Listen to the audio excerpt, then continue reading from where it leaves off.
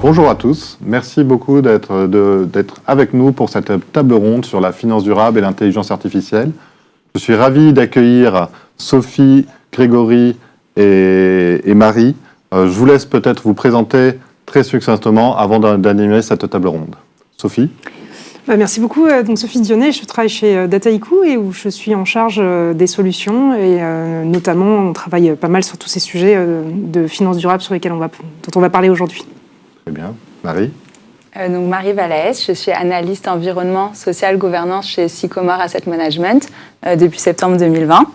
Et mon travail consiste à analyser l'impact des entreprises sur l'environnement et la société dans le processus d'investissement. Et je travaille particulièrement sur le secteur de la technologie. Et c'est surtout par ma formation de management et de data scientist. Et c'est pour ça que je travaille aussi en parallèle sur des projets de R&D internes pour trouver des outils pour permettre des décisions de gestion. Et aussi pour Sycomore très rapidement, donc on est un fonds de gestion d'investissement responsable qui est basé à Paris. Il y a 70 collaborateurs et 8 milliards sous gestion. Et on est certifié B Corp avec la majorité des actifs ISR. Très bien. Et Grégory ? Donc bonjour, Grégory Schneider-Monory, je suis directeur de l'innovation du groupe Kivalio. Le groupe Kivalio, c'est à la fois une agence de notation extra-financière, Etifinance, et une agence d'analyse crédit et de notation, Spread Research. Que vous dire de plus ? Oui, alors le lien peut-être entre ISR et extra-financier, bien les agences de notation extra-financière sont les premiers fournisseurs de sociétés de sociétés de gestion telles que Sycomore ou d'autres sociétés de gestion ISR de la place. Merci pour cette présentation. Ce que je vous propose, c'est de débuter finalement par chacun individuellement développer votre cas d'usage ou vos cas d'usage sur l'intelligence artificielle. Vous avez à peu près 10 minutes pour vraiment nous donner les tenants, les aboutissants, pour bien fixer les sujets et vraiment matérialiser de quoi on parle quand on parle d'intelligence artificielle et plus-value finalement pour la finance responsable. Marie, je te laisse la parole. Merci. Donc je pense que le plus simple, c'est que j'explique rapidement comment est-ce qu'on travaille, quelles données on utilise et les indicateurs qu'on a pu développer. Donc, chez Sycomore Asset Management, on fait plutôt de l'investissement qui est à long terme. Donc, en fait, on a un modèle d'analyse propriétaire qui s'appelle SPICE. Donc, le S pour social, P pour people, I pour investisseur, où il y a aussi le volet gouvernance, C pour les clients et enfin E pour l'environnement. Et à chaque fois qu'on va avoir une thématique, on va creuser un volet. Donc l'objectif, quand on va analyser une entreprise via ce modèle, c'est d'avoir une vision à 360 degrés d'une entreprise, aussi bien de son modèle économique que tous les modèles extra-financiers. Et donc, par exemple, je peux donner l'exemple du fonds Écosolutions. Le but, c'était d'avoir un fonds qui allait traiter de la transition climatique. Et au moment du lancement du fonds, il n'y avait rien sur le marché qui correspondait à nos attentes. La plupart des personnes utilisaient des métriques comme l'impact carbone. Mais sauf que le problème, c'est que quand on regarde l'empreinte carbone d'une entreprise, si on veut des empreintes faibles, on va investir chez des assureurs ou dans des entreprises financières. Et ce ne sont pas qui n'ont pas d'impact industriel et ce ne sont pas elles qui vont construire des éoliennes pour demain. Donc c'est pour ça qu'on a travaillé avec iCar et Consult et on a développé la NEC, c'est la Net Environmental Contribution. Et je peux vous la présenter rapidement avec par exemple l'exemple de la mobilité. Donc en fait la NEC, c'est une métrique qui va de moins 100% à plus 100%, et où le zéro, par exemple pour la mobilité, ça va être la solution moyenne d'un point de vue environnemental par rapport à tous les usages qu'on a aujourd'hui. Un usage qui peut être se déplacer ou se nourrir. Donc par exemple, le zéro pour la mobilité, ça va être la voiture moyenne avec telle et telle caractéristique. Et le 100%, ça va être la solution optimale d'un point de vue environnemental. Donc pour se déplacer, ça va être par exemple marcher à pied, prendre le vélo, y aller en train. Et on va avoir une gradation entre ce 0 et ce 100% pour les métriques. La NEC peut aussi être négative. Par exemple, si la solution, le produit, a un impact plus lourd sur l'environnement ou sur la transition. Et on va avoir, par exemple, la voiture diesel ou se déplacer en avion qui va être négative. Et ce modèle, c'est basé sur des données qui sont scientifiques, qui vont étudier tout le cycle de vie des produits et des services, avec donc l'extraction des matières premières jusqu'à la fin de vie du produit, avec les considérations d'eau, de climat, d'environnement, de biodiversité, des ressources et des déchets. Et aujourd'hui, ce qu'on fait concrètement, quand on va analyser une entreprise, on va utiliser des NEC par défaut, donc de la voiture, de l'avion, qu'on va multiplier par le pourcentage du chiffre d'affaires de l'entreprise généré par ces solutions. Ça, c'est quelque chose aujourd'hui qui est fait à la main. Donc là, par exemple, ça pourrait être un cas d'application, un cas d'usage de l'IA où on pourrait utiliser. Je peux présenter un deuxième indicateur qu'on a sur l'emploi. On a fait une réflexion sur l'emploi et finalement, les entreprises, on avait surtout des indicateurs sur les personnes, comment est-ce qu'ils traitaient leurs collaborateurs. Mais nous, on voulait avoir quelque chose de plus global qui allait aussi prendre en compte la qualité de l'emploi et où est-ce que l'emploi allait être d'un point de vue régional, des territoires, l'implantation pour les pays. Donc c'est pour ça qu'on a travaillé avec un expert de l'impact social au Royaume-Uni, The Good Economy, et on a développé le Good Job Rating. Et là, on a travaillé sur 3 piliers. Le premier, c'est la quantité. Donc combien de collaborateurs est-ce qu'une entreprise a ? Est-ce qu'elle embauche plus que le secteur dans lequel il travaille ? Le second, c'est un point de vue qualitatif. Donc là, on va regarder au niveau des secteurs. Et on va regarder des données souvent open source, qui vont être les données de la Banque mondiale, Eurostat, ou sinon de l'ILO, c'est l'Organisation internationale du travail. Et avec toutes ces données, en fait, on a réussi à faire quelque chose qui était automatisé, avec du code, mais ce n'est pas quelque chose où on a de l'IA pour l'instant. On a essayé d'utiliser de l'IA pour avoir la localisation des entreprises d'un point de vue régional ou par pays. Donc là, par exemple, on a utilisé OpenStreetMap, mais à chaque fois qu'on veut utiliser ces données, on se heurte à des problèmes parce qu'on n'est plus maître de tout. Et donc là, par exemple, on avait des problèmes soit de dénomination, 2 entreprises qui vont s'appeler pareil, on ne sait pas où est-ce qu'elles sont, de dénomination pour les filiales, une entreprise, un groupe qui va avoir d'autres filiales, et ben on ne va pas les trouver dans OpenStreetMap. Et aussi, il y a des choses qui ne sont pas renseignées. Donc finalement, on a essayé de faire ce pas en avant, mais qu'on n'a pas réussi parce que pour l'instant, ça ne correspond pas à nos attentes. Donc je pense qu'il y a plusieurs cas d'usage d'IA qu'on peut utiliser chez nous. J'ai confiance dans le fait que toutes ces données open source soient de plus en plus renseignées et qu'on ait des modèles de plus en plus sûrs. Mais pour l'instant, ce n'est pas encore le cas, mais j'ai beaucoup espoir comme ça. Très bien. Donc si je résume, finalement, vous êtes plutôt dans une approche chaque fois holistique et avec vraiment chaque fois multifactoriel. Donc vraiment, l'objectif, ça va être de collecter cette somme de données vraiment sur toute la chaîne de valeur et aller vraiment sur des multicritères, et vous êtes vraiment sur les premières briques posées avant finalement de pouvoir automatiser, généraliser. Voilà, et en fait, ce qui va être automatisé, ça va être des étapes de calcul, de score, mais ce qui est vraiment important pour nous, c'est de pouvoir expliquer chaque étape et que chaque score ait une signification. Donc c'est un endroit où je pense qu'on ne va jamais laisser l'IA prendre toute la place, parce que pour nous, c'est important de pouvoir regarder à l'intérieur d'un indicateur pourquoi est-ce qu'il a évolué d'une année sur l'autre, de pouvoir l'expliquer. Et donc, on peut utiliser de l'IA peut-être pour la collection des données chez nous, mais pour l'instant, on n'envisage pas de le faire pour des scores. Très bien. Peut-être, Grégory, par rapport à votre cas d'usage sur l'intelligence artificielle au sein de Keyvalue ? Alors, pour notre part, donc, Keyvalue utilise l'intelligence artificielle pour l'instant dans sa agence de notation extra-financière qui s'appelle Etifinance. Etifinance collecte un certain nombre de données ESG sur aujourd'hui 900 entreprises. Un objectif de faire cette collecte sur 1500 entreprises demain, 3000 après-demain. Donc, le sujet pour nous, la question stratégique, c'est finalement comment répondre à cette vieille question des agents de notation, c'est-à-dire que dès que le client est content, il veut toujours une couverture plus grande.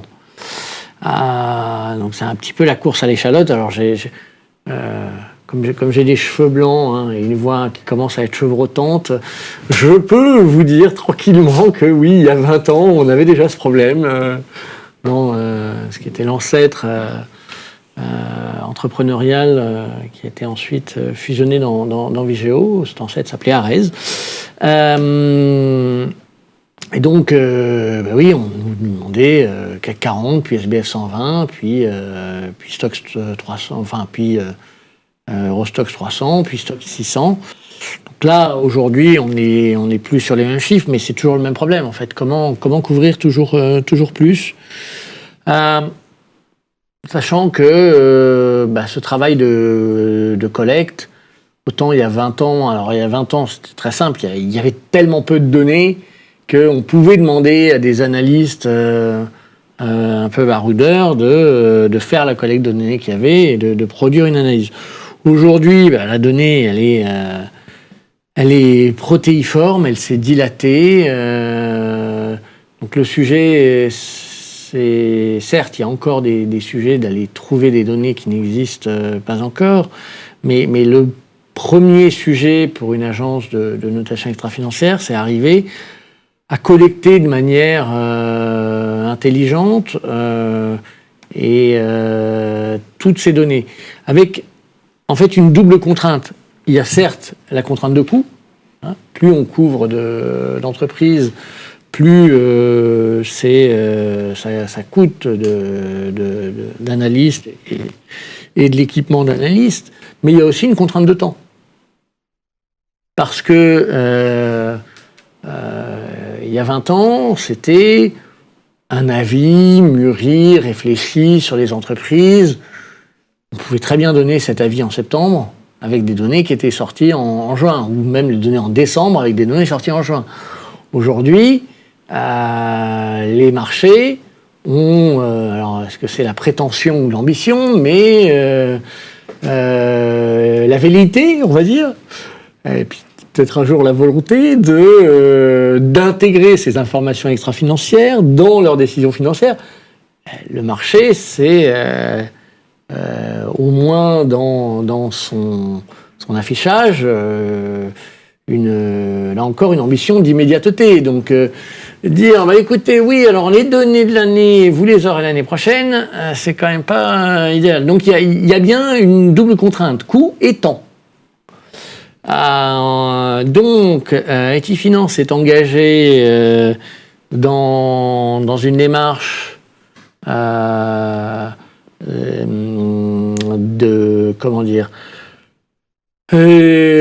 d'automatisation de sa collecte de données, en finalement rationalisant les indicateurs et en permettant une collecte qui soit beaucoup plus proche finalement du moment où de la disponibilité de la donnée par les entreprises. Donc ça devrait permettre de réduire significativement le moment où, le temps qu'il y a entre le moment où l'entreprise donne sa donnée et le moment où l'agence de notation extra-financière en fait quelque chose. Alors, ce qu'il faut bien voir, c'est que ces données, et puis je suis entouré là de spécialistes, d'expertes du traitement de la donnée. Ce qui veut bien dire qu'il y a finalement deux choses assez spécifiques. D'abord, tout ce qui est la constitution, la construction d'une base de données, raffinage, les vérifications, et puis après vient l'analyse, après vient l'opinion. Donc pour l'instant,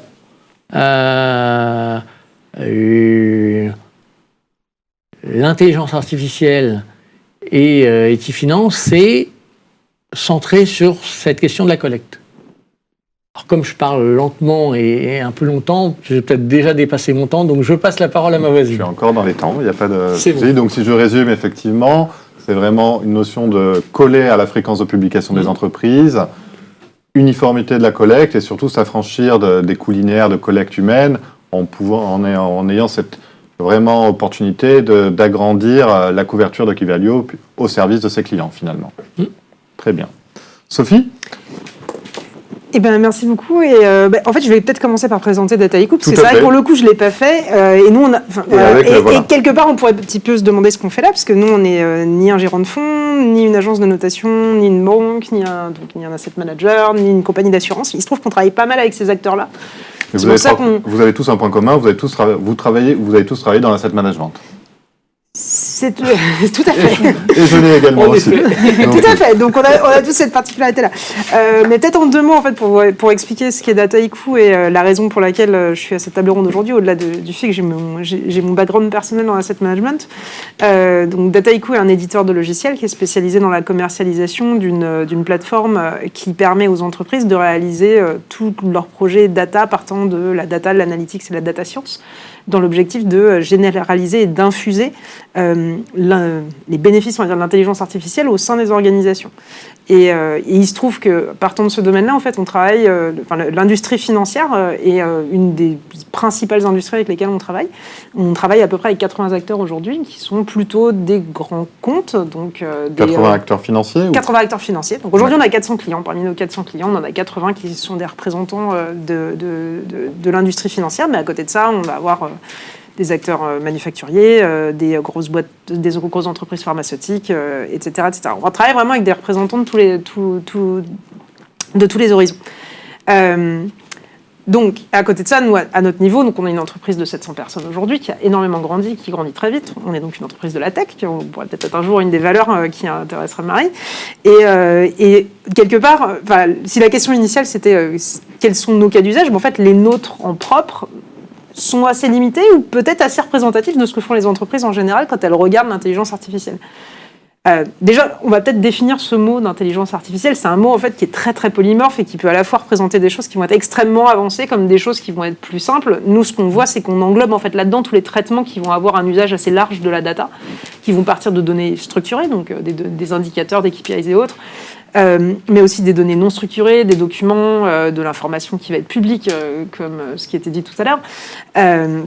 L'utilisation d'images satellites, de la donnée normée, de la donnée alternative, on retrouve vraiment tout ça là-dedans, avec du coup une capacité à la fois à traiter des très larges volumes de données, ça, on retrouve tout ça dans cette notion d'intelligence artificielle, mais aussi d'avoir recours à des techniques beaucoup plus avancées, typiquement d'apprentissage machine, de modélisation et autres. Nous, notre plateforme, elle permet de faire ça, en fait, globalement, en réunissant autour de la table les acteurs qui ont besoin de le faire. Après, si on se regarde, nous, par rapport à ça, quand on regarde Dataiku par rapport à l'IA, donc on est une entreprise qui grandit très vite, et donc on a un peu les mêmes problématiques que n'importe quelle entreprise, à la fois de gérer, on va dire, tous les différents aspects qui vont nous permettre de nous organiser en termes d'allocation de nos forces de vente, en termes de compréhension de ce que font nos clients, en termes de faire du marketing analytics, c'est un domaine dans lequel on va retrouver beaucoup d'IA, mais aussi dans ce qui va concerner le fait de modéliser notre propre empreinte environnementale. Et c'est typiquement un des cas d'usage sur lequel on a appliqué notre propre plateforme. Alors, de façon beaucoup plus intéressante, c'est quand on regarde ce que font nos clients par rapport à ça. Et quand on regarde justement ces 80 acteurs financiers qui utilisent notre plateforme aujourd'hui, moi je suis arrivée chez Dataiku il y a 2 ans. L'ESG, c'est un sujet sur lequel j'ai beaucoup travaillé. Je pense que j'ai embêté à peu près tous mes collègues avec ce sujet-là. Et la réalité, c'est qu'il ne se passait pas tant de choses que ça. Parce que je pense qu'il y a 2 ans, ça restait un sujet qui était très asset management. Et puis même dans les asset managers très spécialisés sur des acteurs qui connaissaient bien le sujet, donc très buy-side en tout cas, et très portés par les asset managers, en frontal avec les investisseurs, qui faisaient progresser le sujet. Et ce qu'on voit en fait depuis 6 mois, 1 an, c'est qu'en fait de ce phénomène-là, de cette niche-là, le sujet est vraiment en train de prendre une importance grandissante, notamment au niveau des banques, avec lesquelles on a de plus en plus de discussions là-dessus, sur la façon dont ils peuvent impliquer l'IA, la data science, comment est-ce qu'ils s'organisent en fait plus généralement pour intégrer des considérations environnementales, sociales et de gouvernance vraiment dans l'ensemble de leur processus. Et il y a plein de catalyseurs pour ça. Je pense qu'on en reviendra tout à l'heure sur la partie réglementaire, mais c'est vrai que ce qui se passe aujourd'hui au niveau de la Banque Centrale Européenne avec du stress testing climatique, au niveau d'une banque au sens large, c'est pas un sujet, on va dire, trivial. Donc nous, du coup, ce qu'on voit aujourd'hui en fait, au niveau au niveau de nos clients, c'est un mélange en fait pour revenir à ce qui a été dit tout à l'heure, entre ce besoin de collecter de la donnée, d'agréger de la donnée et de multiples formes, autant de la donnée qui va être structurée puisqu'elle va être fournie par des acteurs comme Etifinance et qui vont du coup déjà avoir été pré-travaillés et pré-normés, des acteurs qui vont avoir besoin de se nourrir d'informations alternatives, de se donner du jugement, mais ce jugement peut avoir été travaillé en amont par de la data science, donc c'est typiquement ce qui va être fait au niveau de Sycomore. De mélanger tout ça à un moment donné, de garder du jugement humain, parce que fondamentalement, ça va être important d'avoir de l'explicabilité, de la traçabilité pour maîtriser tout ça, et de le faire à une très large échelle, et dans une multiplicité de processus qui est en train de complètement exploser. Donc je ne sais pas si ça permet de prendre un petit peu la mesure de ce qui se passe aujourd'hui, mais c'est vrai que du coup, de plus en plus, j'ai des discussions dans des endroits dans lesquels je ne me serais pas attendu à les avoir. Donc la dernière en date, c'était par exemple sur des problématiques de trade finance, donc ça ne va peut-être pas parler à grand monde, mais c'est tout ce qui va être affacturage fait pour les organisations, avec du coup une banque qui se retrouve à devoir noter l'ensemble des acteurs pour lesquels ils vont faire de l'affacturage pour un grand compte. Du coup, ils se retrouvent à devoir remonter toute une chaîne de toute une supply chain, à se poser du coup toutes les questions que pourrait se poser un analyste et à le faire à une échelle industrielle qui en fait est extrêmement compliquée à faire. Et donc tout ça en fait fondamentalement on va revenir à se poser plein de questions sur le fait que quand on parle d'IA, ça va être des grosses problématiques de données, des grosses problématiques de données à agréger sur plein de facteurs très très différents et de venir les ramifier dans tout un tas de chaînes de valeur qui sont pas évidentes à manipuler aujourd'hui. Et là, majoritairement, ces projets sont portés plutôt par des directions des risques ou des directions développement durable, des directions... Voilà, qui sont finalement les utilisateurs ou les donneurs d'ordre, on va dire. Alors, je ne sais pas si... Je vais peut-être pas avoir un avis si... Je pense qu'aujourd'hui, l'impulsion, de toute façon, elle est venue par les spécialistes. Elle est venue à la base et fondamentalement, je pense, dans toutes ces organisations-là, par les acteurs du développement durable, par les équipes spécialisées ESG qui existent partout dans ces organisations. Mais de façon assez intéressante, c'est qu'en fait, comme les sujets commencent à émerger en matérialité, on voit aussi du coup se structurer des initiatives plus larges qui sont portées par exemple par des équipes d'analytics qui vont vraiment prendre à cœur en fait, le fait de venir répondre à l'ensemble des enjeux que vous avez exposés aujourd'hui, c'est-à-dire vraiment de se dire, en fait, à un moment donné, c'est plus juste une question d'un facteur isolé à un instant T que je dois venir maîtriser de bout en bout. C'est une multiplicité de facteurs, donc il y a une vraie problématique d'organisation et de structuration. Donc en fait, je pense qu'aujourd'hui, tous ces acteurs du développement durable vont rester intimement connectés à ces initiatives-là, mais qu'il va y avoir des initiatives beaucoup plus larges qui vont émerger, qui vont être du coup pluridisciplinaires avec des acteurs de la compliance, des acteurs du risque, des acteurs métiers, des acteurs spécialisés dans l'ESG, et qu'il va falloir marier tout ça ensemble. Je n'ai pas dit que ça allait être simple. Mais c'est plutôt une bonne nouvelle et un signal extrêmement positif, finalement, si on résume sur ces 2 dernières années. Une maturité, notamment dans les grands groupes bancaires, qui est montée en flèche sur ces sujets-là. Ah, je pense que, et puis bien entendu, il n'y a pas que les groupes bancaires, je pense au niveau de tous les assureurs, ça se matérialise aujourd'hui par tout ce qu'on peut voir comme couverture presse sur toutes les annonces qui ont été faites sur la dernière année par des groupes bancaires, par des groupes d'assurance. On va prendre Aviva pour les nommer, qui vient de faire des déclarations extrêmement engageantes par rapport à leur traitement de leurs empreintes. Tout le monde a rejoint à peu près toute la place s'est fermement engagée dans cette direction-là. Et finalement, on a eu ça du côté des investisseurs il y a quelques années avec les PRI, avec pas mal d'autres initiatives qui avaient marqué le pas. Je ne vais pas dire que c'était simple de le faire au niveau des investisseurs, mais quand il va falloir le faire à l'échelle de tous les processus bancaires, je pense que ça va en occuper quelques-uns. D'accord. Et est-ce vous voyez d'une mutualisation finalement des approches entre acteurs du secteur financier ou comme on peut le voir sur des stress tests, c'est-à-dire une approche un peu commune pour essayer de faire bouger les choses, de jouer son rôle finalement de vecteur de transformation de la société en tant que en tant que secteur financier. Est-ce que vous voyez des initiatives de ce type ou pour l'instant c'est encore très cloisonné et chacun finalement multiplie ses initiatives? Alors, je vais vous donner mon point de vue, mais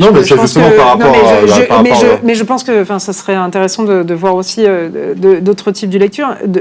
Pour moi, aujourd'hui, ces problématiques de finances responsables restent des problématiques encore peu matures, dans le sens où on a une polyphonie et de textes réglementaires, et de termes, et de noms. Et puis, je pense que Marine nous en a donné une belle illustration de nouveaux concepts qui permettent d'aller plus loin dans les problématiques d'impact, ce qui fait énormément de sens. Et d'un autre côté, du coup, quand on essaye de le généraliser, peut poser un certain nombre de problèmes et de compréhension aussi pour le grand public. Il y a des initiatives de place.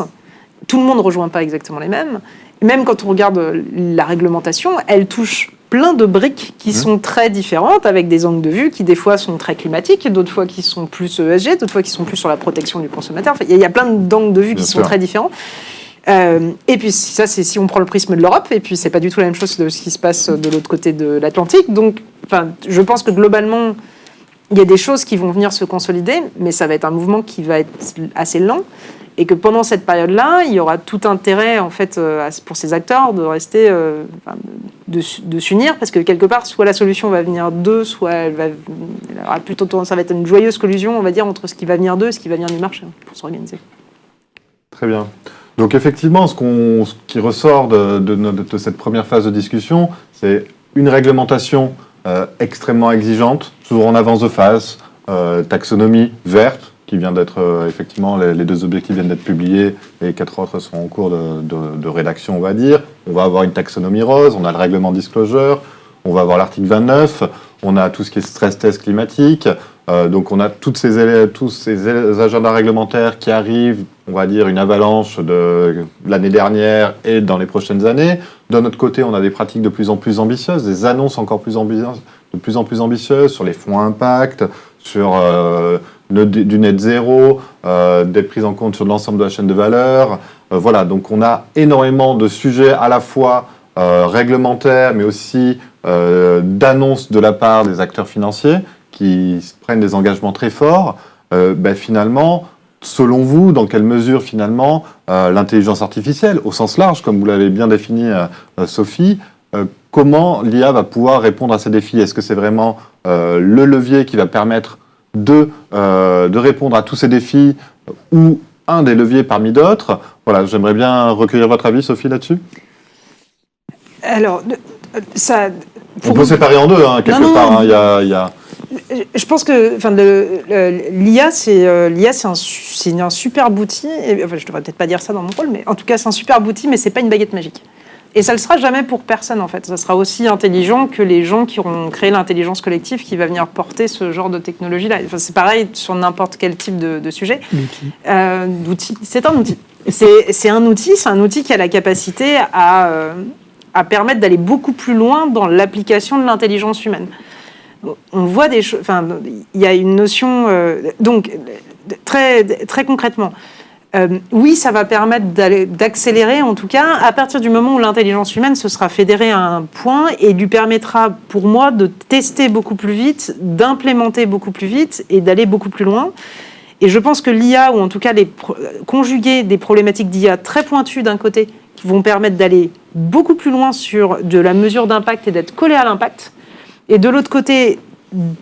La technologie au sens large, notamment l'approche par l'analytics au sens large, va permettre de... Alors ça ne va pas être très joli, mais ça va permettre de créer la glue, on va dire, entre tous ces différents composants pour avoir une uniformité au sein des organisations. Et c'est là-dessus que je pense que ça va vraiment pouvoir agir comme un catalyste à partir du moment où il y aura cette compréhension et cette envie d'avancer. Mais est-ce que cette glue existe? Est-ce que ces données, pour l'instant, sont comparables et disponibles quelque part? Elles le sont pas, et honnêtement, je passerais volontiers la main du côté de... Allez, la patate chaude pour Grégory. Je vais donner mon point de vue, mais je sais pas si elles le seront un jour. En fait, elles le seront pas tant qu'elles seront pas normées. Le fait qu'on ait des données financières normées est venu de dizaines d'années d'évolution qui a fait qu'on s'est normé. Aujourd'hui, on parle de phénomènes sur lesquels il n'y a même pas de consensus sur leur définition au sens large. Donc, le fait d'avoir des données normées là-dessus, c'est très compliqué. Et puis, on parle de typologie de données qui sont très très difficile à avoir. En asset management, je travaillais sur du multi-asset. On s'est amusé à faire du scoring multi-asset qui alliait de l'immobilier et de l'equity. On ne parle pas exactement de la même chose, ni des mêmes données. Et à la fin, tout va s'appeler empreinte environnementale. Donc, je ne sais pas quel serait l'avis d'une agence de notation, mais je ne suis pas sûr qu'elle soit très différente de la mienne. Non, moi, je suis assez d'accord avec votre vision. Je suis assez d'accord avec votre vision de l'outil en général. Mais ça, c'est vieux comme le monde. Il me semble qu'on a trouvé des squelettes du néolithique à côté de marteaux. Et une des hypothèses, c'est que on a utilisé ces cobayes pour tester à l'époque l'efficacité des marteaux. Donc, un mauvais usage d'outils, c'est vieux comme le monde, si j'ose dire. Et là, ce que vous évoquiez, c'est exactement ça. Aujourd'hui, comment on utilise l'outil. Alors, après, ce qu'il faut bien voir quand même, certes, il y a... alors, la comparaison entre indicateurs financiers et extra-financiers, je la comprends, mais il y a quand même des motifs d'espoir, d'accélération. Premier motif d'espoir, on est encore... on a pu tomber les masques là pour cet événement, et je vous en remercie, mais moi je me souviens avoir écrit dans une vie antérieure un petit message sur le fait que le vaccin contre la poliomyélite avait mis gentiment 60 ans à être développé. Entre le moment où on avait compris comment ça marchait et le moment où il y avait... le moment où on identifie à peu près et le moment où on développe le vaccin, et quand on sait exactement comment ça marche, et ça c'est 1930 pour la 30-40 pour la poliomyélite, et le vaccin, il y a eu encore 20 ans. Il me semble, alors on peut se tromper, ce n'est peut-être qu'un leurre, mais restons positifs et restons sur des hypothèses consensuelles. On voit qu'aujourd'hui, il y a des choses qu'on peut développer beaucoup plus vite qu'on le faisait à l'époque, dans les époques antérieures. En revanche, la grande différence qu'il y a, et là encore, je suis désolé, je vais rejouer mon rôle d'ancien combattant, mais moi, j'ai commencé à travailler sur les questions de développement durable en 1993. À l'époque, j'ai eu un tir de barrage de mes directeurs de labo en sciences économiques qui était « Ne partez pas sur une mode, le développement durable, c'est un concept fumeux qui n'a aucun avenir, pensez à votre avenir professionnel ». Bon, pendant 1 an et demi, j'ai dû batailler pour faire mon travail de thèse parce que je pensais qu'il y avait quelque chose. C'était réglementation environnementale et stratégie d'entreprise. Ouais, je suis resté assez cohérent avec ce que je fais aujourd'hui. Donc, il y a quand même eu une accélération ces dernières années. Non pas que les gens soient devenus plus intelligents, mais tout simplement ce qu'on appelait à l'époque les générations futures. Aujourd'hui, Greta Thunberg, elle dit une chose. Attendez, 2030, moi, Greta Thunberg, j'aurai 25 ans. Tous les décideurs de la planète auront 70 ans, 80 ans ou plus, mais moi, Greta Thunberg, j'aurai 26 ans. La jeune activiste allemande qui est allée à la Cour constitutionnelle allemande pour dire attendez, soit il y a une politique climatique, soit l'île dans laquelle je vis sera inondée, et donc moi, je ne pourrai plus me déplacer, je n'aurai plus ma liberté. Donc, si vous voulez, l'accélération dramatique des questions environnementales, je pense que le social va venir assez vite aussi s'imposer, font que là, on ne parle pas des générations futures, mais on parle des jeunes générations qui se disent il faut faire quelque chose. Dans le climat, on sait qu'on a 10 ans. Sur la biodiversité, on ne sait pas si on a 5 ans ou 15 ans. Il y a les 9 autres limites planétaires. Sur le social, on commence à voir apparaître 2 à 3 limites planétaires, sociales. Donc, il faut absolument bouger. Il faut faire quelque chose. Et je suis désolé d'avoir pris un peu de temps pour rappeler ça, mais il y a un impératif aujourd'hui qu'il n'y avait pas, qu'il n'y avait évidemment absolument pas il y a 30 ans.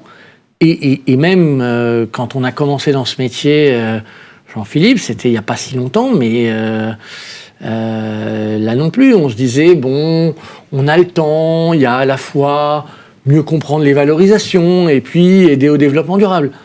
Aujourd'hui, le développement durable, si on n'arrive pas à des résultats concrets, on sait que dans 10 ans, il y a un vrai problème, un énorme problème. Donc ça devrait pas mal accélérer. Donc on prend le sujet par exemple du climat, peut-être Marie, effectivement, on sait très bien qu'on a une réglementation, mais beaucoup de trous dans la raquette pour mettre en œuvre tous ces éléments à la fois sur ce risque de transition, ce risque physique. Est-ce que, selon toi, est-ce que l'IA peut apporter des solutions pour une meilleure appréhension et un meilleur pilotage. Même on peut aller sur les images satellites. On commence déjà à avoir des images satellites qui vont aller traquer les émissions de CO2 sur les têtes de cheminée. Voilà. Donc toi, selon toi, dans quelle mesure finalement toute cette absorption de données, de traitement de données pourrait peut-être apporter des solutions sur une meilleure appréhension du sujet du changement climatique? Je pense que je vais revenir sur ce que disaient Sophie et Grégory. Le problème, il y a déjà le problème de la définition des données. Et tant que c'est pas bien défini, on ne pourra pas avoir des modèles ou l'expliquer. Comme par exemple avec la taxonomie, il y a une toute petite partie qui est très bien expliquée. Et peut-être qu'on peut dire que dans quelques années, l'IA pourra aider à estimer la part d'une entreprise qui est conforme à la taxonomie. Mais pour l'instant, aujourd'hui, tant que ce n'est pas entièrement défini et tant que les entreprises ne sont pas appropriées, on ne pourra pas faire ces estimations. Et donc, nous, par exemple, chez Sycomore, on a de plus en plus des demandes de reporting qui vont être très quantitatives, alors que nous, on a un travail qui est plutôt qualitatif. Et donc, c'est vrai que c'est le même problème. Donc, on va avoir besoin de plus en plus d'indicateurs quantitatifs pour le reporting. Et donc là, on va faire appel à des données extérieures, par exemple, pour pouvoir avoir de la donnée brute. Mais il y a encore ce problème de définition. On va avoir le problème de la couverture des données. Parfois, on a besoin de prendre différentes sources pour les besoins de reporting. On n'a pas toujours la bonne définition, pas toujours le bon contexte. Et on a aussi de plus en plus, comme le disait Grégory, le besoin d'avoir des données à jour, récentes, qui nous sont demandées, donc au moins d'1 an. Et c'est vrai que tout ça ensemble fait qu'il y a un problème entre la définition et nous, ce qu'on peut donner et pour le reporting. Donc tout ce qui est modélisation, pour l'instant, vous pensez que c'est trop risqué de mettre en œuvre pour justement combler ces trous de données quelque part manquantes, parce que de fait, la taxonomie est applicable dès 2021, et le reporting des entreprises, je ne suis pas sûr qu'ils soient prêts pour l'exercice 2021 sur CAPEX, OPEX et chiffre d'affaires en lien avec cette taxonomie. Donc est-ce qu'il y aura une problématique donc, de se dire... Pour ça, je ne suis pas entièrement d'accord. Mais justement, en fait, il y a ce qu'on prend en compte dans nos décisions d'investissement. Et donc là, on va avoir notre approche qui va être plutôt qualitative, où on va prendre en compte plusieurs KPIs. Et par contre, pour tout ce qui est reporting, on va avoir besoin de données de toute façon pour ces besoins de reporting. Et là, peu importe si ce n'est pas de la donnée exacte, ça peut être de la donnée estimée, des approximations, des modélisations, puisque c'est pour sa nécessité de reporting et que nous, ce n'est pas des choses qu'on va prendre en compte dans nos décisions d'investissement. Je vais me permettre de nuancer en reprenant ma casquette de mon passé où j'étais chez AXA. Du point de vue de l'investisseur institutionnel, il a besoin d'un reporting qui soit exact parce qu'il a besoin de comprendre, il a besoin d'agréger, parce qu'il a besoin lui-même après derrière de piloter et de mesurer. Je suis d'accord, mais ça ne va pas être par exemple à la tonne de carbone près. C'est ça que je veux dire. Et que nous, on va avoir une approche qui est certes plus qualitative et quand on n'a pas les données qui sont publiques des entreprises, on peut avoir accès au management et aussi prendre directement ces données de l'entreprise en considération. Si je puis me permettre, ce que vous dites, c'est que les données sur lesquelles vous pouvez faire des estimations, c'est des données qui vont vous servir à une sorte de pré-cadrage, à une sorte de premier filtre. Là-dessus, sur les filtres, il n'y a pas forcément besoin de données exactes. En revanche, qu'après, sur des reportings, on utilise des données très exactes sur les données qu'on reporte, là, oui, on a besoin d'exactitude.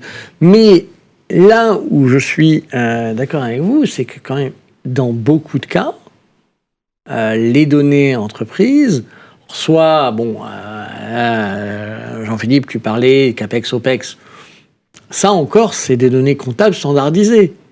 Mais il y a pas mal de données environnementales qui seraient fort intéressantes. Sur le climat, on commence à peu près à avoir des données, mais oui, mais les 9 autres limites planétaires, là, il y en a plein sur lesquelles on n'a pas les données, et les entreprises ne les ont pas. Bon, ça.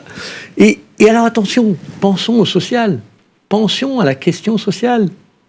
Mais les entreprises, sur certaines questions sociales, savent très bien qu'elles ont des données pour répondre à la réglementation de chaque pays, correspondant à la façon de construire ces données dans chaque pays par rapport à la réglementation.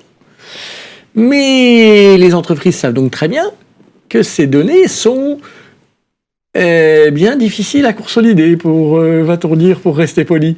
Donc là-dessus,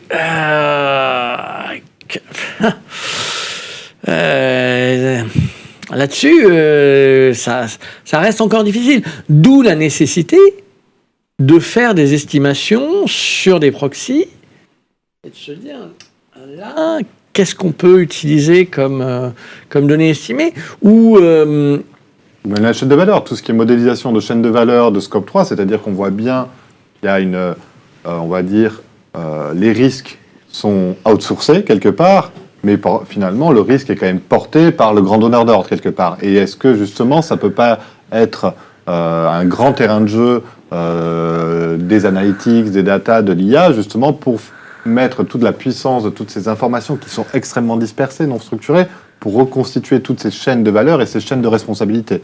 Est-ce que c'est pas une superbe opportunité? Sophie, je vous sens prête à répondre à cette question. Si, moi je pense que, en fait, sur la partie IA et analytics, c'est celle qui va permettre de naviguer entre le micro et le macro, en fait. Et du coup, à la fois d'apporter des choses qui vont pouvoir être extrêmement pointues sur des thématiques extrêmement précises, mais qu'il va falloir qu'elles fassent le pont pour revenir vers le macro, et que le macro sera jamais exact. Parce qu'on n'aura jamais un seul acteur qui couvrira 100% de toutes les entreprises avec une norme universelle posée qui permettra de juger les, mettons, 150 facteurs environnementaux, sociaux et de gouvernance par lesquels il faudrait les qualifier. Malheureusement, je pense que ça n'existera pas. Et quelque part, tant pis. Mais d'un autre côté, en fait, une chose est sûre, c'est que le mouvement, il est en marche. On va pas se mentir là-dessus. C'est pour ça que je partageais ce retour d'expérience, c'est qu'il n'y a pas une banque, une compagnie d'assurance qui n'a pas ça inscrit haut et fort et pour lequel ce n'est pas juste des mots qui sont écrits, tout le monde travaille dessus. Il n'y a pas un asset manager qui aujourd'hui n'a pas, je pense, son deuxième onglet de website qui est complètement dédié à l'ESG et qui en fait. Est-ce que c'est aussi profond que ce que Sycomore fait aujourd'hui ? C'est une question, c'est des questions de taille. Mais en tout cas, tout le monde essaye d'en faire et de la bonne façon. Et en fait, tout ça, découle ensuite derrière sur l'ensemble des acteurs, parce que l'ensemble des acteurs sont jugés par des analystes qui vont eux-mêmes les embêter pour savoir s'ils vont les mettre ou non dans des indices ESG, et un jour, ils pourront plus se financer. Donc tout ça va aller dans cette direction-là. Maintenant, est-ce que l'IA va aider là-dedans ? Moi, j'en suis absolument convaincue. On vient à notre niveau, on développe aussi quelques cas d'usage qu'on pousse ensuite à destination de nos clients. C'est la partie dont moi je m'occupe à mon niveau. Il y a un des premiers qu'on va sortir, c'est sur de l'analyse de sentiments autour de données non structurées qui est typiquement le genre de traitement qui permet d'aller un peu plus en anticipation sur de l'identification avancée de controverses, de la mise en regard de la pertinence d'un score quantitatif par rapport à une réalité. Ça n'enlèvera jamais la pertinence d'un analyste, ça n'enlèvera jamais le jugement humain, mais ça permettra de faciliter la mise en regard et en perspective, comme tu disais très justement, d'un océan de données qui aujourd'hui sont là. Et la bonne question, c'est plus de savoir comment l'exploiter que d'essayer d'en rajouter. Très bien. Et de la normer. Très bien. Une réaction par rapport à ça, Grégory ? Non ? Très bien. Non, moi je trouve que c'est une bonne idée parce que vous venez d'évoquer, c'est une bonne idée parce que il y a la controverse, il y a l'impact réel, mais ça c'est un vrai travail d'analyse. Maintenant, les marchés financiers, comme nous l'a très bien expliqué Keynes, le seul économiste qui a gagné de l'argent en bourse quand même, c'est une commission agricole. Donc c'est d'abord un sentiment de marché. Donc avoir quelque chose sur le sentiment de marché sur ce sujet, ça permet de se dire ok, ça c'est le sentiment de marché. Maintenant, en tant qu'investisseur, est-ce qu'on veut aller plus loin ? Comment on peut aller plus loin ? Et donc là, ça va permettre de distinguer. Moi, je rebondirais au-delà de cet exemple sur ce qu'on peut faire. On a évoqué la collecte, on a évoqué les premiers traitements, parce qu'une fois qu'on a collecté, après, il y a un certain nombre de petits traitements sur des sujets plus ou moins normés, sur lesquels on peut penser à développer d'ores et déjà de l'IA. Je dis, il y a certains éléments de la gouvernance qu'on pourrait passer en IA. Mais là encore, faisons d'abord les modèles et soyons très clairs sur ce qu'on veut faire, et après on passera à l'IA. Après, il y a d'autres sujets sur lesquels, là, on en est encore à savoir quel peut être l'objectif scientifique à 5-10 ans. Une fois qu'on aura cet objectif à 5-10 ans, on pourra se dire, OK, alors, étant donné que ça dépend de tous ces facteurs, est-ce qu'on peut développer un modèle dans lequel on intègre tous ces facteurs et qui permet de répartir finalement l'objectif entre les différents acteurs du cycle de vie d'un produit? Là, OK, ça peut être aussi quelque chose que pourrait faire l'IA. Mais, et c'est bien ce qu'on disait tout à l'heure, il y a besoin avant d'un petit travail de l'humain, quoi. C'est ce que vous disiez, hein, c'est pas une baguette magique, donc il faut que l'humain travaille, quoi, avant de dire intelligence artificielle. Mais bon. Mais c'est faisable, hein. Et même quand l'IA est là, l'humain a besoin de rester. Les modèles, les modèles vivent parce que les données vivent, les modèles évoluent et puis les environnements vont évoluer. Je pense que surtout ce qui est important, l'IA est pas là pour sortir l'humain, mais il est là pour lui permettre d'aller plus vite. Et après, pour aller dans le sens de ce que tu as dit tout à l'heure, c'est en théorie, ça va juste nous permettre d'aller beaucoup plus rapidement pour répondre à un enjeu qui est quand même assez matériel et prégnant à tout point de vue. Ça, je suis entièrement d'accord. Par exemple, chez nous, je pense qu'un des outils les plus utiles, ça serait un outil qui nous permette d'aller directement à la donnée dont on a besoin. Par exemple, d'avoir des indicateurs qui nous disent c'est cette source de données qui est la plus fiable, la plus à jour. Ou quelque chose qui puisse nous faire un résumé de ce qui est important pour nous. Par exemple, d'aller directement rechercher dans un rapport ESG l'endroit qui est important pour nous pour faire l'analyse. Et aller chercher aussi toutes les informations qui sont autour, par exemple sur Internet ou des conférences, et qu'on puisse avoir tout ça agrégé ensemble.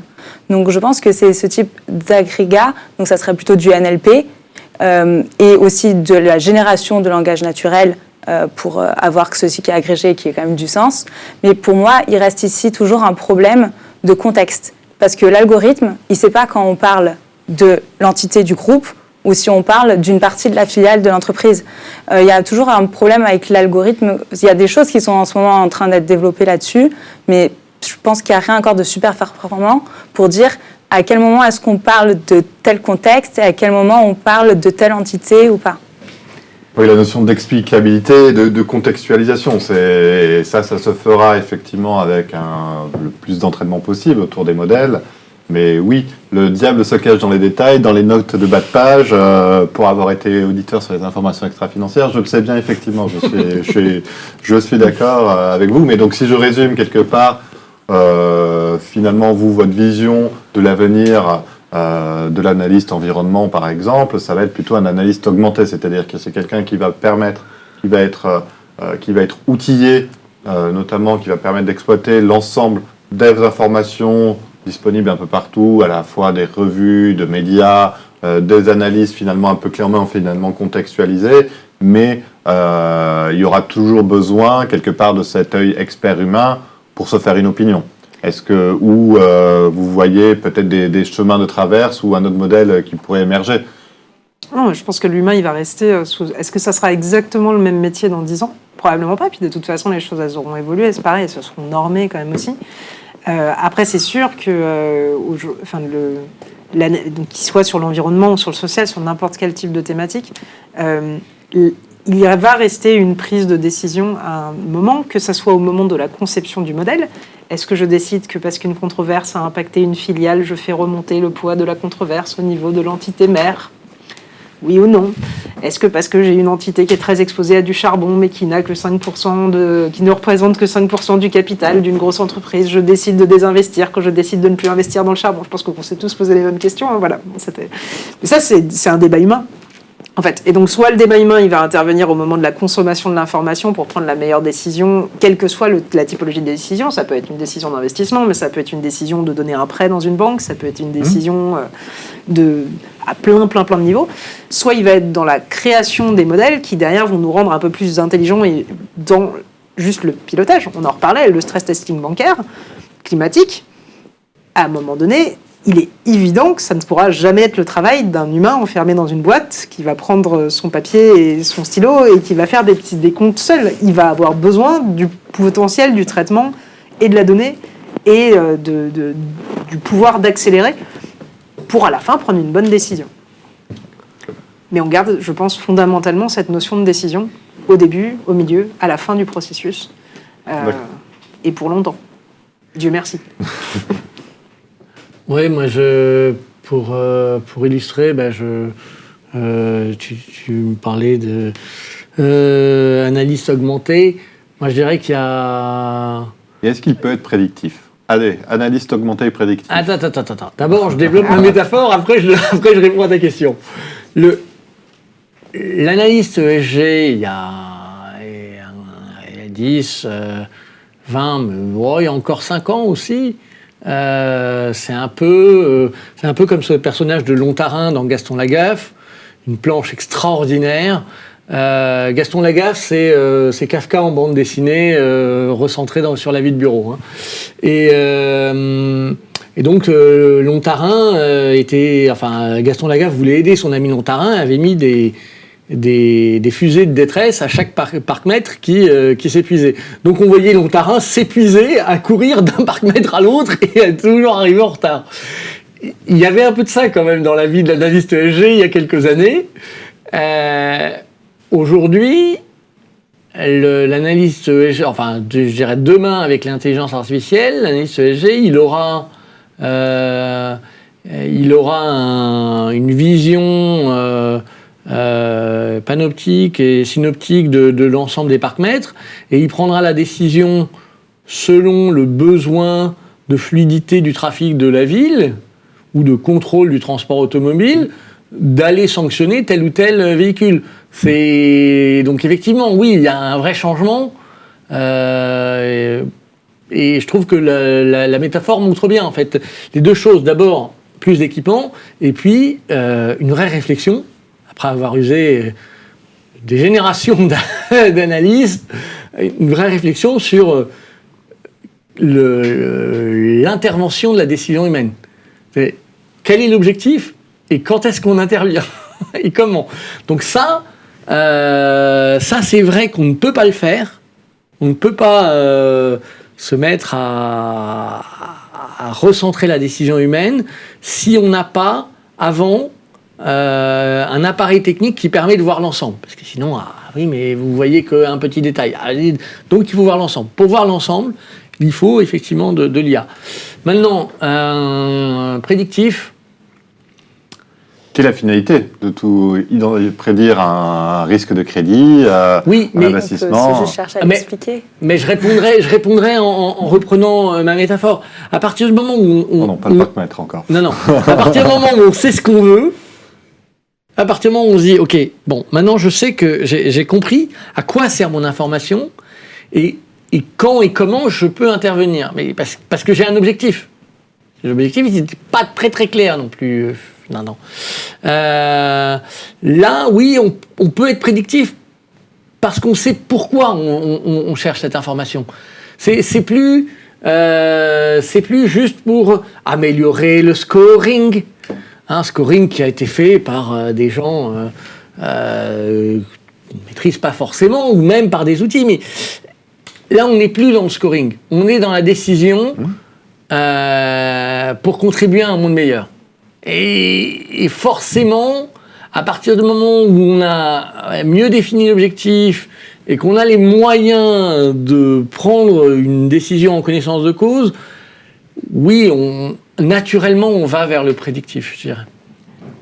Et toi, Marie, finalement, qui est ce rôle un peu hybride de data scientist et d'analyste ESG, comment tu vois finalement ton expertise autour de la data science, et finalement, si tu te projettes dans quelques années, comment tu le vois, de quelle manière tu es outillé, est-ce que tu as réussi à craquer le sujet de la biodiversité, comment tu te projettes? Moi, j'aime beaucoup l'idée du gérant augmenté. Je pense que tout ce qui est intelligence artificielle, ça va être des outils. C'est pas ce qui va prédire. À part si on veut travailler dans un fonds quantitatif, mais ce qui n'est pas mon objectif à moi. Et je pense que justement, les algorithmes peuvent aider à expliquer à classifier, par exemple, classifier des controverses, dire de quoi est-ce qu'elles parlent pour assurer un suivi d'une controverse. Donc, mon avis, c'est plutôt que tous ces outils vont nous aider à prendre des décisions, nous aider à avoir la collecte de la donnée, à avoir exactement la donnée dont on a besoin au moment où on a besoin et pas plus, puisqu'on a aussi le problème d'avoir beaucoup trop de données. Mais ça sert des outils et que les décisions finales, ce sera nous qui les prendrons et nous qui ferons les scores. D'accord, très bien.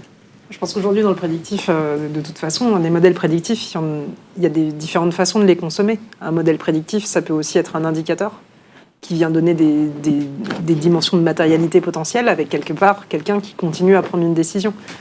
Si on prend un parallèle, quand on a un soupçon de fraude sur une transaction, ça peut soit être une alerte avec quelqu'un qui va regarder, ou ça peut être un blocage parce qu'on est sûr.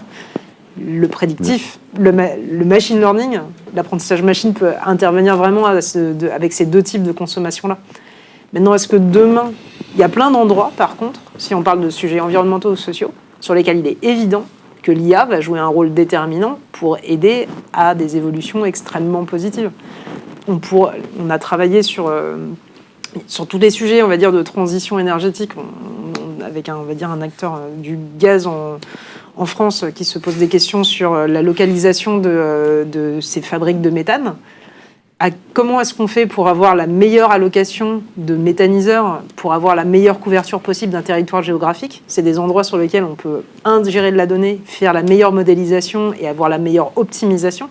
Ça, c'est ce que l'IA va pouvoir apporter. À la fin, il y aura toujours un humain qui devra consommer les résultats et se dire « Ah, ça fait du sens, pas de sens? Ok, ça fait du sens, c'est bon, on y va. » Très bien. L'explicabilité dans l'IA, elle est quand même fondamentale. Je suis d'accord, je vous rejoins totalement.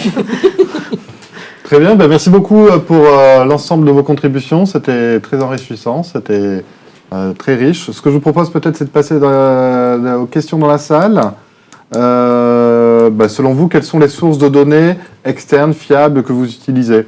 Peut-être Marie. Alors nous, les premières données qu'on utilise, ça va être les données sur les rapports des entreprises, donc les rapports annuels, les rapports ESG, tout ce qu'on a sur le web. Ensuite, on va aussi utiliser des données extra-financières pour soit du reporting, soit pour les suivis des exclusions. Donc, par exemple, le pourcentage de chiffre d'affaires provenant du charbon, ou bien les suivis des controverses. Donc aussi, on va voir cela. Et finalement, quand on n'a pas la donnée, ce qu'on va vraiment privilégier, c'est avoir un dialogue avec l'entreprise et récupérer la donnée directement auprès du management. Bien. Sophie, de par tes clients, est-ce que tu vois des sources de données finalement un peu alternatives, peut-être, qui peuvent être des mines d'informations pour ces sujets, peut-être qui sont encore mal appréhendés, par exemple la biodiversité, qui est un sujet moi qui me tient à cœur, mais qu'on ne sait pas traiter pour l'instant. Disons, je pense qu'aujourd'hui, en fait, on va avoir trois typologies de données qui vont se dégager. On va avoir des données qui vont être fournies par des grands acteurs dont c'est devenu à la fois le métier d'avoir une couverture extrêmement large et de venir donner des indicateurs quantitatifs et qui sont un socle dont ça va être, pour moi, qui vont créer une norme. Est-ce qu'ils vont créer une norme absolue? C'est une bonne question. Mais en tout cas, qui vont créer cette norme-là. Après, sur des choses on a de la donnée publique, de la donnée disclosée, mise à disposition par les entreprises. Je vais essayer de parler français, ça va être mieux, comme ce que disait Marie. Et après, il y a des acteurs effectivement alternatifs qui sont en train d'émerger. On a un partenariat avec notamment un acteur qui s'appelle Kairos, qui est spécialisé dans le traitement de tout ce qui est données satellites, notamment. Là, ils ont fait des travaux ultra intéressants sur la modélisation des émissions de méthane dans le secteur de l'énergie. Avec comme constat que, si je me souviens bien, nos échanges, il y a un rapport à peu près de 1 pour 10 entre ce qui est effectivement disclosé et de l'autre côté, ce qui peut effectivement être mesuré par les images satellites. Et en plus de ça, avec une instantanéité de la mesure qui n'a absolument rien à voir. Et du coup, peut-être, je pense que des traitements en fait, de ce type-là, il va y en avoir de plus en plus qui vont émerger. Quand on regarde ce que fait Kairos aujourd'hui, ça veut dire que pour l'acteur qui a vraiment envie d'avoir une juste mesure de l'impact environnemental de l'énergie, ne pas prendre en compte ce type d'informations-là est quelque part presque un défaut, est un défaut. Et après, on revient au problème dont on s'est dit, c'était là, ça va concerner du coup spécifiquement l'énergie sur ce facteur-là, sur cette mesure-là, et donc ça va être le fait de pouvoir collecter ensemble la multiplicité de ces acteurs qui va permettre d'avoir cette juste mesure transversalement. Mais oui, on en voit de plus en plus, on en voit émerger. Et alors moi, j'ajouterais à ces sources de données qui ont été évoquées des données publiques au sens français du terme. C'est-à-dire qu'il y a des institutions publiques qui diffusent des données, des gouvernements nationaux, Marie citait Eurostat tout à l'heure, par exemple. Le niveau européen donne aussi pas mal d'infos, y compris au niveau des entreprises. Donc il y a un joli travail de traitement, de collecte, recoupement et traitement statistique de ces données à faire. Et ça devrait changer un peu la nature du débat qui est encore trop pollué par transparent ou pas transparent. La transparence, c'est un écran de fumée. Donc déchirons-le et prenons les données qui existent. Il y en a plein qu'on n'a pas encore utilisées. Peut-être pour conclure, je reprends une des questions, hein, quel est votre avis sur le niveau de maturité finalement? Est-ce que c'est le secteur de la finance qui est le plus avancé par rapport à cet usage de l'IA, ou finalement c'est assez c'est plutôt une utilisation qui est transsectorielle? Peut-être nos deux spécialistes finalement des technologies. Pour moi, c'est complètement transsectoriel. Je vois pas pourquoi la finance serait plus avancée en IA. C'est des applications juste qui sont différentes. Et après, on va avoir des applications aussi bien dans la santé. Par exemple, pour détecter un cancer sur des images, on peut avoir plein d'applications différentes. Et comme la finalité est différente, je pense que c'est aussi compliqué de les comparer et de voir lequel est le plus avancé. Je suis complètement d'accord. Je pense qu'aujourd'hui, l'IA, c'est quelque chose qu'on retrouve un petit peu partout. L'association pure IA et sustainability, durabilité, je trouve qu'aujourd'hui, elle prend un petit pas en avant dans l'industrie financière, dans le sens où il y a cet objectif un peu plus unifié qui commence à émerger et qui est objectivement poussé par la réglementation et par l'attente qui a été portée sur la finance d'être un espèce de catalyseur pour le reste. Exactement. Et qui va servir en fait juste de cercle vertueux à pousser tout le monde plutôt dans la bonne direction. On a vu ça à la base avec le Carbon Disclosure Project quand il est sorti. Ça a servi de cet catalyseur initial pour forcer l'ensemble des entreprises à aller parler de leurs données carbone.